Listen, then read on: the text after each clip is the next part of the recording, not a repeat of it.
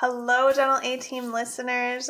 We are back today. I have Miss Kristy again with me, and we are just having a good old time over here recording Love and Life and getting our time in together. I think you guys have heard us say it before. This is like, and I know Dana says the same thing, this is some of the only one-on-one time that we get in our lives. I don't know if you guys know this or not, but we are a completely virtual company.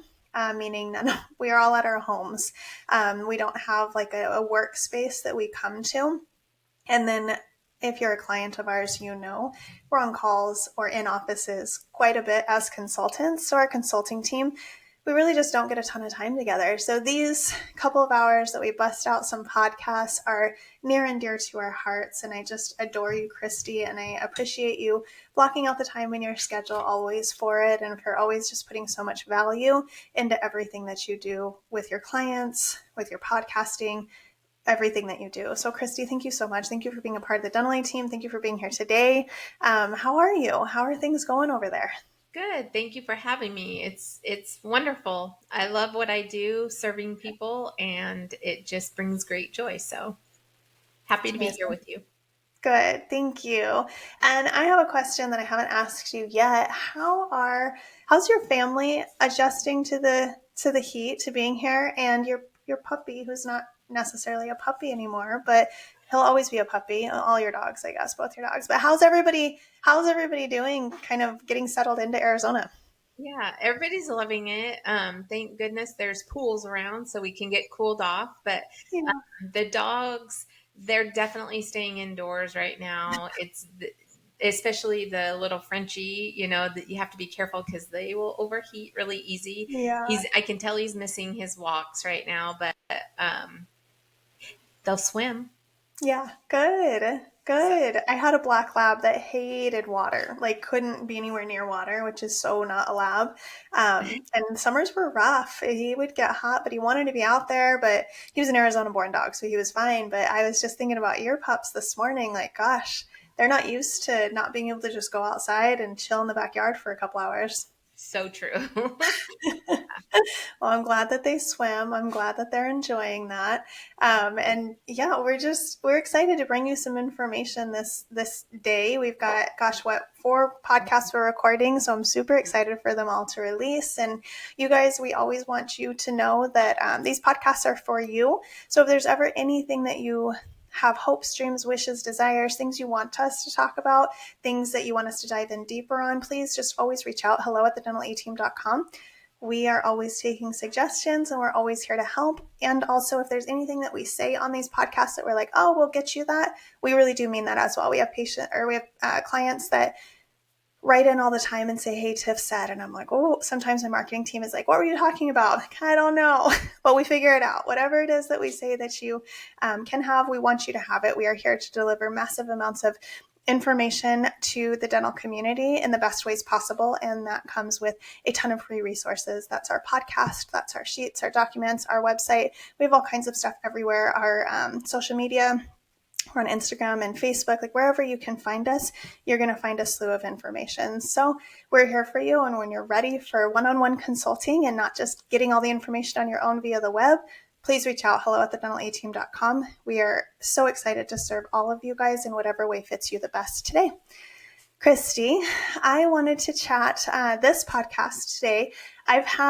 Number one, I've had a lot of hiring in all of my practices. So I actually chatted with a doctor yesterday, a very successful doctor in Colorado, and he was like, Tiff, what the heck? Like, we lost another one. We just filled our hygiene spots and now a front office. And like, what is it? What's going on? He's like, just as soon as I feel like I'm making progress, someone leaves. And I said, you know what? And he's like, it's hard to not take it personally, is what he said. And I said, you know what? I understand that. And I feel that. And on a level of, being a lead on a team, I don't own this company, but I have a lot of vested interest in this company and its success. And it's hard. And I said, we come from a time of being employees, right? When we were employees and we were working, and our work ethic, not even ethic, I don't even think it's ethic, just like our tendency to stick around one place longer it was there longer than it is now. So we didn't leave. We stayed where we were. We became part of the family. We allowed work to become a bigger piece of our lives than it does for a lot of people in this day and age, in my opinion. I think that we made work our like we tied our identity to work, and so leaving was a bigger undertaking than it is when you're not so tied to what your job is, your title is, or the place is. And it's much easier to say, you know what, I want to grow into something different. I want to be someone different. I want to change. And so they leave more easily. And I think from our point of view, it makes it really hard because we tied so many emotions to our job and our identity to our job that we're like, gosh, do they not like us? Do they not like where they work? Am I not doing good enough as an employer? But the reality is we've actually created an environment and a social standing that people identify with who they are as a human outside of work better than we ever have in our lives. So it's like a catch 22. No matter what, there's a pro and a con to everything. And the pro is that they're not so identity attached to their jobs or their titles. The con is that it's easy for them to jump ship and try something new. We're much more apt to like dip our toes in and try that new thing. And so I think the hiring has just over the last realistically 5 years has had a lot more turnover, and we spent a lot more time hiring than we ever have in the past. And I could be making all of that up. That's my opinion. That's not like scientifically proven, but it's just something that I've noticed by studying people and studying myself as well. Like, how am I transitioning? How am I changing my identity tools and all of those pieces as I watch the climates change so much? Kristy, what are your thoughts on that? I know we both have a lot of clients that have experienced a lot of hiring this year. What are you seeing? 100% exactly what you said, Tiff. And it is hard. It's a hard reality. I think back in college, I took sociology. Not that I really liked it, but now I'm like, man, I wish I would have dug into it more, because Yeah. I think there is something with the new generation. And not to go woo woo, but I think there is something with those personalities. You know what I mean? And it's kind of funny and listening to you talk about it, because our generation is always like speaking to work life balance. And I Yeah. think the new generation actually has it figured out better, Mm-hmm. but we're angry at it. We Mm-hmm. want it and they're doing it. I And I agree. get it. And I also get it because of being in a practice administration role. Like, it's hard hiring and training and retraining and hiring. And so I think we've got to find a way to maneuver around that easier versus taking it so personal and choosing to see it as a good thing, maybe not necessarily Yeah. a bad thing. But Yeah. yeah, That was beautifully said. You're totally right. I love that you pointed out the work life balance, because I agree. And whenever I hear the words work life balance now, I think of that, like, yeah, I'm like, it's like that live, laugh, love that we had all over our houses. Like, every room had a live, laugh, love sign somewhere. And it's like so outdated and overplayed. When I hear the words work life balance, I'm like, oh my gosh, like, stop saying that. Just have balance. You just have balance, balance, balance. If you continue separating work and life and not understanding that you're one person, you're going to continue to be out of balance. So just have balance. And I think you're right. I think a lot of people have found that balance where neither tips the scale, and they just understand their boundaries and their priorities a little better than maybe we did when we were their ages. So yeah. there's our spiel on that. But one of I was going to tell you, it's kind of ironic. I'm spilling the beans and being vulnerable now, but my daughter's in dentistry. I roped her yeah, into it. And so I hear it from her often: Mom, it's not my life like it is yours. And I was like, oh, stab me, right? Like, it's yeah, so true. So it is. I'm living it. Yeah. Yeah, so you're seeing it firsthand. You're seeing it with your practices and just watching, but then also within your own home. So Yeah. I totally get that. And I actually have a practice out in Rhode Island, near and dear to my heart. The office manager's daughter is their billing rep. And I see the same kind of conversations. The office manager, I'm like, stop taking work home. Like, just do it at work. And then her daughter's like, why are you working at home? Like, put it away. And so I see that same dynamic there. And I actually think the ages are about the same. Like you guys are both in the same spaces there. So it's interesting. But I think with that conversation, doctors oftentimes and office managers are like, what can we do more of? What can we do better? How can we offer things differently? And the hygiene market is wild still. Okay, it's 2025. I don't know when you're listening to this, but I hope if it's years from now, things are better. Because the hygiene market is still a little wild. It's still hard to find hygienists. So if you're listening to this now, like go apply to hygiene school because the demand is high. Go get your degree, go do your thing and come out a hygienist. But we oftentimes get asked for provider information on pay, right? And so we have a couple of different scenarios, a couple different options.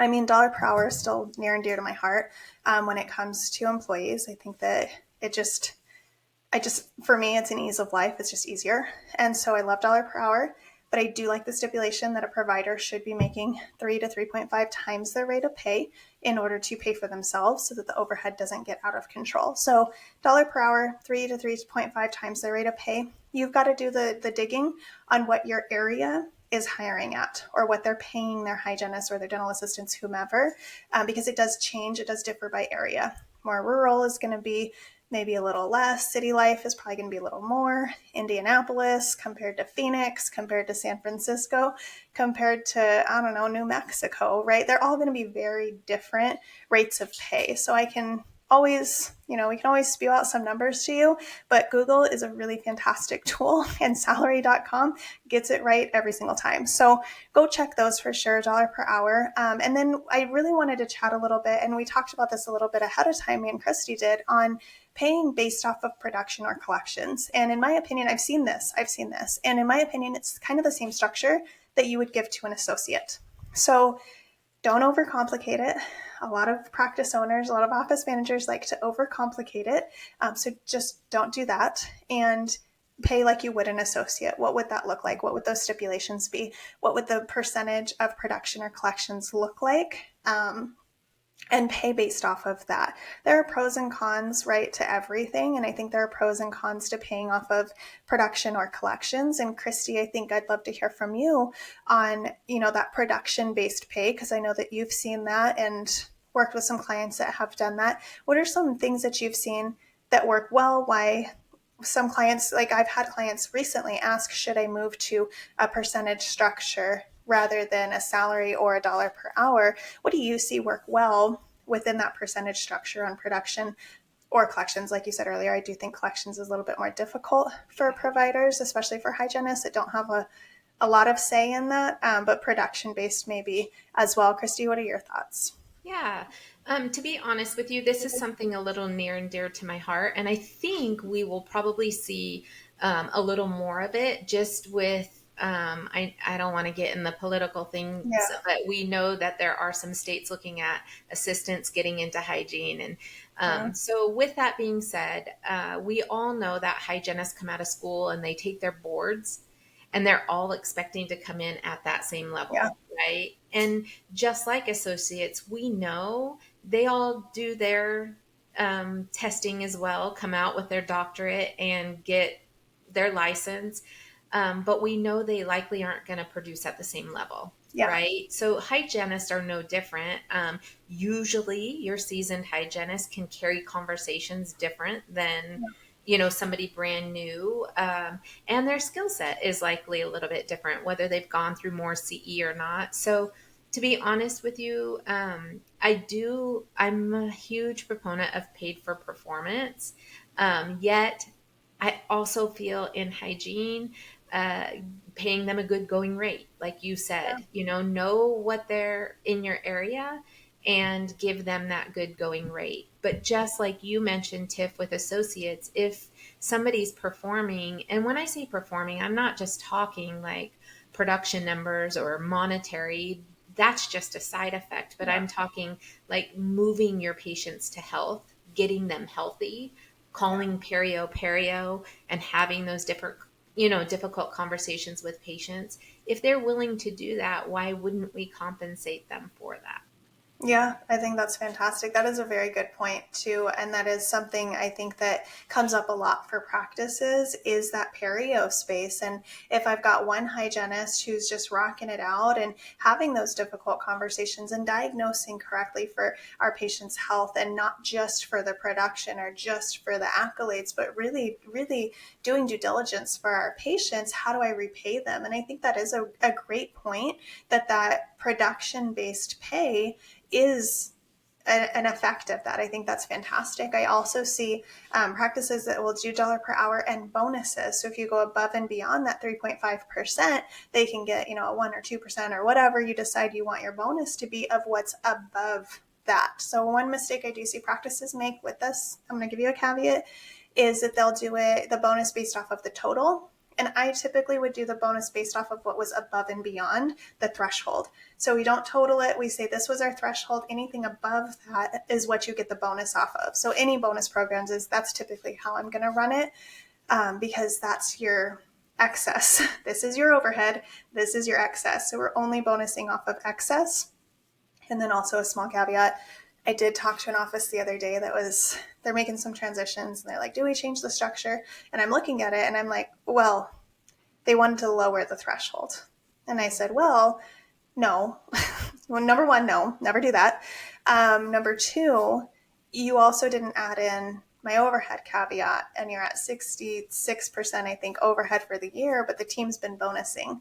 And so we're digging in, trying to figure out like what's going on. I have a couple offices going through this right now. This one kind of East Coastern was like a little topsy-turvy upside down. So I think no matter what you do, you've got to make sure that it's going to work the best for your practice, for your overhead. So if dollar per hour right now is the best bet and you're able to manage and control your overhead with that, do that. If you've got a team that you're like, I want to make this more production based, in Kristy, like you were saying, like really give that energy to what we're pushing for and kind of pay them back, right, for the work that they're putting in. You have that flexibility and that level with the percentage on production collections and or bonuses. I love if you're asking me either or, I would say, in my opinion, production based over bonusing. It just is easier. Again, I want easier, and it's easier, and it's like tailored for this position, this person. Doesn't have to be across the board for the full practice if we're not to a point that we're ready for that yet. So cons, I think there's cons to everything. There's cons to dollar per hour because oftentimes, especially in the temperature that we're in right now with the dollar per hour, it is hard to do 3 to 3.5 times their rate of pay. I tell hygienists and I tell doctors all the time, I'll pay you whatever you're asking for. I will pay you whatever you want if you can make it work with the numbers. If you can do 3 to 3.5 times that rate of pay in production per hour, you've earned it. That's the point, is that the overhead has to match. And for our team members that are listening, I just need you guys to really hear me when I say doctors can't pay you from nothing. Mm-hmm. So if we're upside down in our overhead, we're not making profit on the company, the business is not profiting. It's not just for the doctor to profit. It's not just for the doctor to go buy a house or whatever you think is actually happening behind the scenes. It's to ensure that things are paid for. And so if we're upside down in payroll, it's got to come from somewhere else. So then we got to pull it from supplies or from labs or from somewhere. And so the pay always just has to make sense. So if you can make it make sense, I don't care what it looks like. So there's pros and cons to all of it. So there's the dollar per hour, making sure that you're staying in line. There's the, collections production based. And then there's the accelerated, which we're not going to spend a ton of time on the accelerated. I kind of feel like it's a dying breed in this day and age. I love accelerated myself, and I loved being hygiene assistant to accelerated hygiene, but that's a really great space too. I do have a hygienist that I know out in like the Chicago area who does accelerated, and she's paid on production. She kills it. She is making really pretty numbers over there. But there's pros and cons to everything, and it kind of runs the doctor a little ragged. So you just have to have the right system for that and to make sure that it all just makes sense. And Kristy, you've got a ton of practices too in this same space. What have you seen like really working or not working within any of this, whether it's associates or hygienists? Really just what do you see that works really, really well? Yeah, honestly, usually, Tiff, I'm going to say the one that I've seen work the best is a combination, right? Again, a good going pay rate, and then incentivizing them on, I'm going to add in, it's more of a profit share Yeah. model, right? Because, like you said, it has to make sense with the numbers and be profitable. And again, I do see a lot of accelerated, but I will caution there too. The ones that I've seen work the best is when you give them a very good assistant that can Yeah. perform. You know what I mean? Don't give them an entry level person that can't carry conversations, and I shouldn't say can't, but isn't as developed, Yeah. right? And or let them hand pick them and develop them, right? So that they work in tandem together. And I've seen it work very well in both models, but you have to have the right personality and desire there.